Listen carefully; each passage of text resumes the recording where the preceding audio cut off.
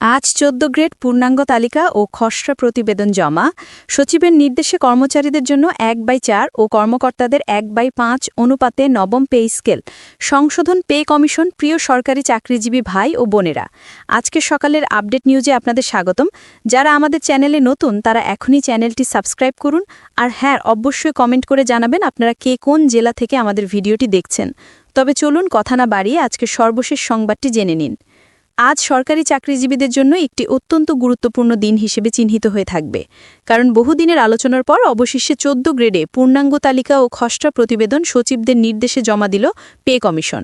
এতে স্পষ্টভাবে জানানো হয়েছে কর্মচারীদের জন্য ১/৪ অনুপাত এবং কর্মকর্তাদের জন্য ১/৫ অনুপাতে নবম পে স্কেল সংশোধন করে বাস্তবায়নের প্রস্তুতি চূড়ান্ত করা হয়েছে। যমুনা অতিথি ভবনে অনুষ্ঠিত এই গুরুত্বপূর্ণ বৈঠকে পে কমিশন দীর্ঘ প্রতীক্ষার অবসান ঘটিয়ে নতুন বেতন কাঠামোর পূর্ণাঙ্গ খসড়া উপস্থাপন করে। অন্তর্বর্তীকালীন সরকার ক্ষমতায় আসার পর থেকেই নবম পে স্কেল নিয়ে যেসব আলোচনা, আশ্বাস এবং প্রতিশ্রুতি ছিল তা আজ বাস্তব রূপ নিতে শুরু করেছে। প্রথম আলোচনা থেকে সিদ্ধান্ত ছিল ৬ মাসের মধ্যে পূর্ণাঙ্গ প্রতিবেদন জমা দেওয়া হবে, কিন্তু মাঠ পর্যায়ের কর্মচারীদের প্রবল চাপ, বিভিন্ন দপ্তরের দাবি এবং বিভিন্ন সংগঠনের আন্দোলনের কারণে অবশেষে ৩০ নভেম্বরই পে কমিশন সংশোধিত চূড়ান্ত খসড়া জমা দিতে বাধ্য হয়। এই খসড়া জমা দেওয়ার মধ্য দিয়ে এখন অর্থ মন্ত্রণালয় গেজেট প্রস্তুতির কাজও শুরু করে দিয়েছে। সংশ্লিষ্ট সূত্র জানাচ্ছে, আগামী ১৫ ডিসেম্বরের মধ্যেই নবম পে স্কেল কার্যকর করার জন্য একটি সুস্পষ্ট রূপরেখা প্রস্তুত করার নির্দেশ দিয়েছেন প্রধান উপদেষ্টা। ১৪ লাখ সরকারি চাকরিজীবীর জন্য এই সিদ্ধান্ত শুধু একটি বেতন বৃদ্ধির ঘোষণা নয়, এটি দীর্ঘদিনের বৈষম্য দূর করা, বাস্তবসম্মত বেতন কাঠামো প্রণয়ন এবং দেশের প্রশাসনিক দক্ষতা বাড়ানোর একটি ঐতিহাসিক উদ্যোগ। পে কমিশনের চেয়ারম্যান জাকির আহমেদ খান এবং অর্থ উপদেষ্টা ড সালাউদ্দিন আহমেদ নিশ্চিত করেছেন, গেজেট তৈরির সব প্রস্তুতি শেষের দিকে।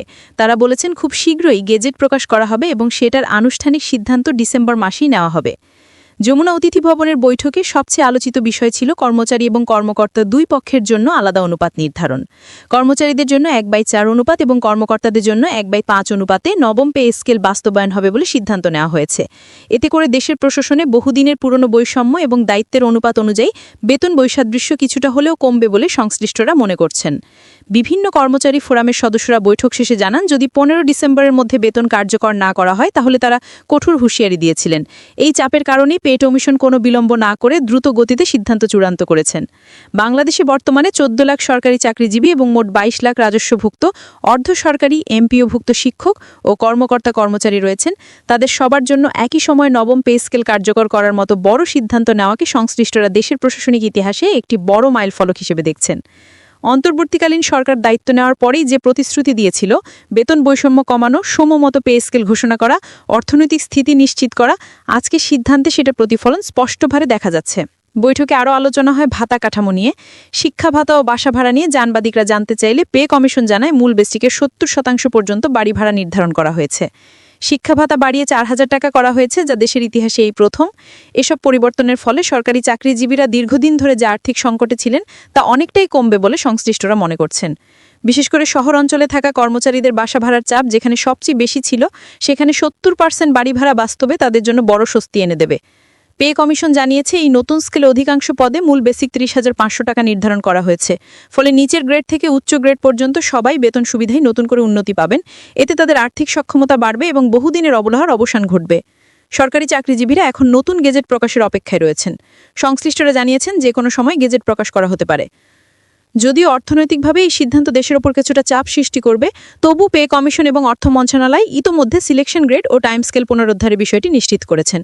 তারা মনে করছেন, প্রয়োজনীয় বাজেট ব্যবস্থাপনা ও ব্যয় সংকোচন করে সিদ্ধান্তটি বাস্তবায়ন করা সম্ভব হবে। অর্থ মন্ত্রণালয় থেকে জানানো হয়েছে, আগামী ২ সপ্তাহের মধ্যেই গেজেট প্রকাশ করা হবে। গেজেটে সরকারি চাকরিজীবীদের বেতন কত থাকবে, কোন গ্রেডে কত বৃদ্ধি হবে, কোন ভাতা কত বাড়ানো হয়েছে, সব তথ্য স্পষ্ট করে উল্লেখ থাকবে। এর মাধ্যমে দীর্ঘ ১০ বছরের বৈষম্য, দুর্বোধ্যতা এবং আর্থিক জটিলতা দূর হবে বলে প্রত্যাশা।